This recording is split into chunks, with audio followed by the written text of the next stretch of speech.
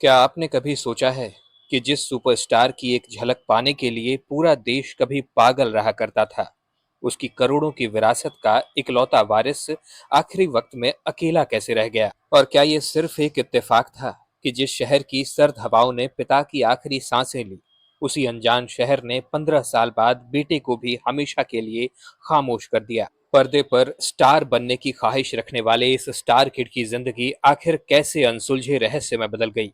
और सबसे बड़ा सवाल, क्या एक सुपरस्टार के बेटे की जिंदगी में सिर्फ इतना ही लिखा था कि उसे घुट कर मर जाना है? 26 जुलाई 2026 को एक मनहूस खबर आई, 7 समंदर पार लंदन से।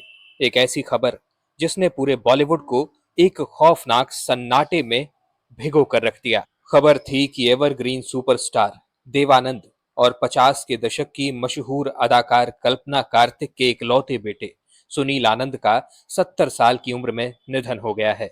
वजह बताई गई, एक अचानक आया हुआ जानलेवा हार्ट अटैक। उनकी भतीजी जीना नारंग ने भरे मन से मीडिया को ये भावुक जानकारी दी और इस मुश्किल घड़ी में परिवार के लिए प्राइवेसी की सख्त गुजारिश भी की। लेकिन इस खबर के बाहर आते ही हर उस शख्स के रोंगटे खड़े हो गए जो आनंद परिवार के इतिहास को करीब से जानता है। साल 2011 के दिसंबर महीने में जब सिनेमा के भगवान कहे जाने वाले देव आनंद ने इस दुनिया को अलविदा कहा था, तब वे भी लंदन शहर के ही उसी वाशिंगटन में फेयर होटल के एक कमरे में थे और उनकी जान भी कार्डियक अरेस्ट नहीं ली थी। पूरे 15 साल बाद ठीक उसी तरह उसी शहर की सर्द आबो हवा में उनके बेटे ने भी अपनी आखिरी सांसें ली। ये एक ऐसा अजीबोगरीब और दर्दनाक संयोग है जो किसी भी इंसान का दिल दहला देने के लिए काफी है। सुनील आनंद के जीवन की शुरुआत बिल्कुल किसी परियों की कहानी की तरह हुई थी। तारीख थी 30 जून 1956, जब उनके माता पिता यानी देवानंद और कल्पना कार्तिक दुनिया के सबसे प्रतिष्ठित कार्लोवी वेरी फिल्म फेस्टिवल में शिरकत करने जा रहे थे। उसी सफर के दौरान स्विट्जरलैंड के जरीक शहर में सुनील का जन्म हुआ था। ये सिर्फ एक बच्चे का दुनिया में आना नहीं था, ये उस विशाल आनंद साम्राज्य में इकलौते वारिस का जन्म था। जिस परिवार ने भारतीय सिनेमा को चेतन आनंद और विजय आनंद जैसे महान निर्देशक दिए थे, एक ऐसे घर में जहां सुबह से रात तक सिर्फ स्क्रिप्ट्स, कैमरे और सितारों की बातें होती थी, वहां पले बढ़े सुनील का फिल्मों की तरफ आकर्षित होना बिल्कुल लाजमी था। लेकिन देव साहब की सोच बिल्कुल दूरदर्शी थी। वो नहीं चाहते थे कि उनका बेटा बॉलीवुड की चकाचौंध में अंधा होकर सिर्फ एक और बिगड़ैल स्टार किड बनकर रह जाए। इसी वजह से उन्होंने सुनील को फिल्मी दुनिया से दूर रखने की बहुत कोशिश की। अमेरिका की जानी मानी वाशिंगटन डीसी की अमेरिकन यूनिवर्सिटी में बिजनेस एडमिनिस्ट्रेशन की पढ़ाई करने के लिए भेज दिया। लेकिन अमेरिका की वो महंगी और मॉडर्न बिजनेस डिग्री भी सुनील को उस जादुई फिल्मी चुंबक से बचा नहीं पाई जो उनके खून में पहले से ही दौड़ रहा था और उन्हें वापस मुंबई की उसी माया नगरी में खींच लाया। ये 1980 के दशक का वो दौर था जब बॉलीवुड में स्टार किड्स को किसी देवता की तरह लॉन्च करने का एक बहुत बड़ा ट्रेंड चल गया था।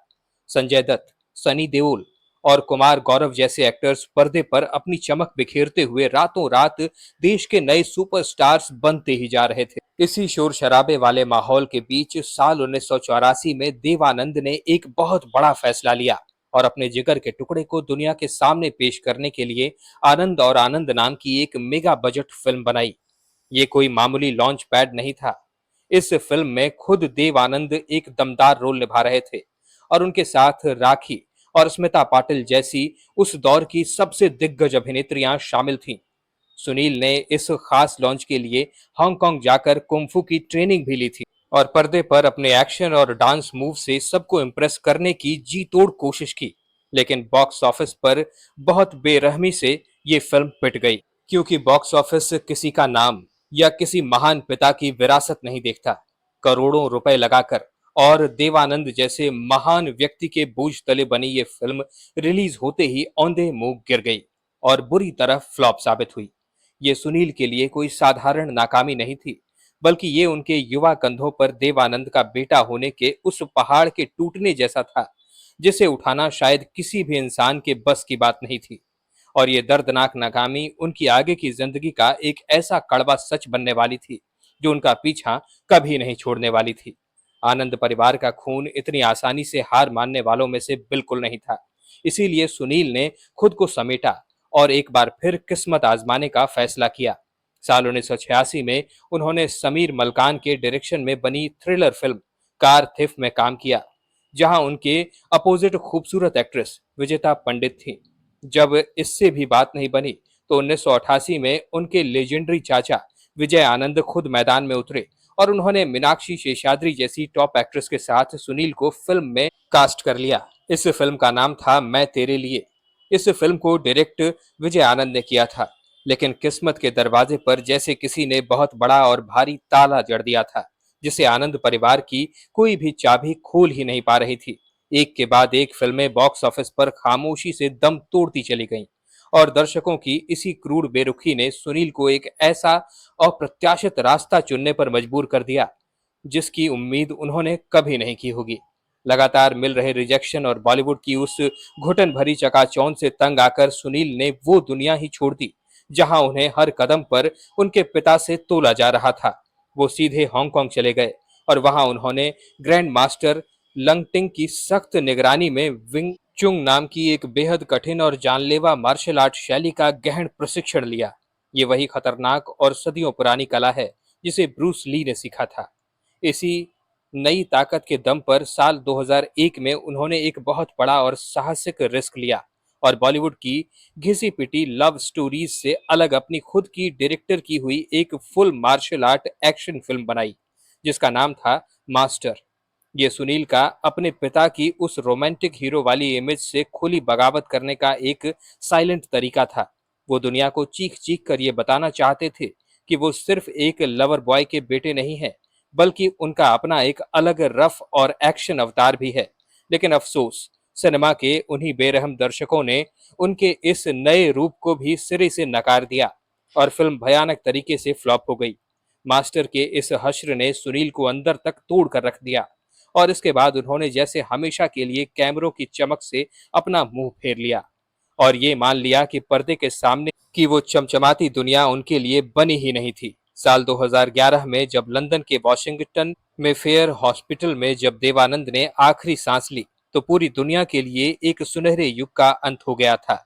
लेकिन सुनील के लिए ये एक नई और डरा देने वाली चुनौती की शुरुआत थी। उन्होंने 1949 में शुरू हुई ऐतिहासिक नवकेतन फिल्म्स को अपने अकेले कंधे पर उठा लिया। उन्होंने मीडिया और लाइमलाइट से मीलों दूर रहकर सिर्फ इस महान विरासत को बचाने की कसम खाई।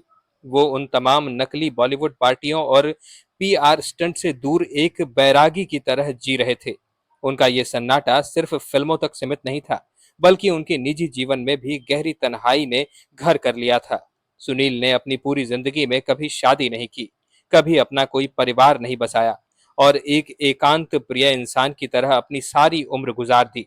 वक्त के साथ जब परिवार की ऐतिहासिक संपत्तियों को मेंटेन करने का आर्थिक बोझ जब बर्दाश्त से बाहर होने लगा, तो उन्हें बहुत कड़वे और दिल चीर देने वाले फैसले लेने पड़े।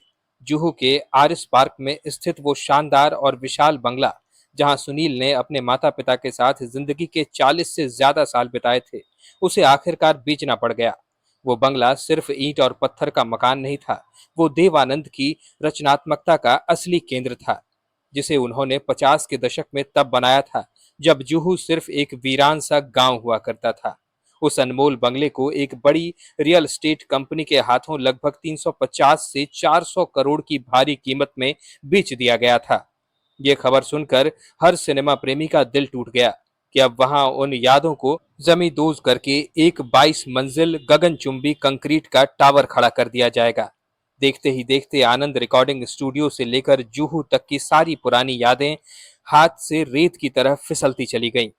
घर बिकने के बाद मुंबई की वो जादुई नगरी सुनील के लिए पूरी तरह अजनबी हो गई। उनका ज्यादातर वक्त अमेरिका में बीतने लगा और उनकी इकलौती बहन देवीना अपनी बुजुर्ग माँ के साथ शांति की तलाश में पहाड़ों की रानी ऊटी जाकर बस गई। वो इंसान जिसने अपनी पूरी जिंदगी सिर्फ उस विशाल विरासत को बिखरने से बचाने में लगा दी, वो खुद अंदर ही अंदर पूरी तरह से बिखर चुका था। और फिर वो मनहूस घड़ी आ गई जब 26 जुलाई 2026 को लंदन शहर ने हमेशा के लिए सब कुछ खामोश कर दिया। सुनील आनंद, जो जिंदगी भर सिर्फ एक महान पिता की यादों का भारी बोझ ढोते रहे, वो खुद आज एक उदास और दर्दनाक याद बनकर रह गए हैं। वो अपने पीछे अपनी 94 साल की बेहद बुजुर्ग और बेबस मां कल्पना कार्तिक को छोड़ गए हैं, जिन्हें अपनी जिंदगी के इस आखिरी पड़ाव पर अपने इकलौते और अविवाहित बेटे की मौत का वो सदमा सहना पड़ा है, जिसकी कल्पना मात्र से रूह कांप उठती है। वो मां जिसने दशकों पहले सिनेमा की चकाचौंध को ठुकरा कर एक शांत जीवन अपनाया था, आज अपने सामने अपने परिवार के उस इकलौते चिराग को बुझते हुए देखने को मजबूर है। सुनील आनंद की कहानी सिर्फ एक फ्लॉप स्टार किड की कहानी नहीं है। ये उस बेबसी, उस भयानक मनोवैज्ञानिक दबाव और उस घुटन की दास्तान है जो एक विशाल बरगद के पेड़ के नीचे उगने वाले पौधे को सहनी पड़ती है, जिसे कभी अपनी खुद की पहचान बनाने की धूप नसीब ही नहीं हो पाती। लंदन का वो शहर शायद आज भी हैरान होगा कि कैसे उसने ठीक 15 साल के फासले पर भारतीय सिनेमा के सबसे चमकदार सूरज और उसकी उस खामोश परछाई दोनों को हमेशा के लिए अपने अंदर समेट लिया।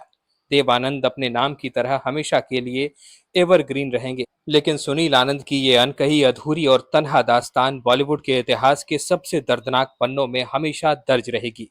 कैमरे के पीछे की यह रियल लाइफ स्टोरी कभी कभी पर्दे पर दिखने वाली किसी भी ड्रामा फिल्म से कहीं ज्यादा खौफनाक और रुला देने वाली होती है। दोस्तों, आपको देवानंद की कोई फिल्म या इन पर फिल्माया कोई गीत याद हो तो हमें कमेंट्स में जरूर लिखिएगा।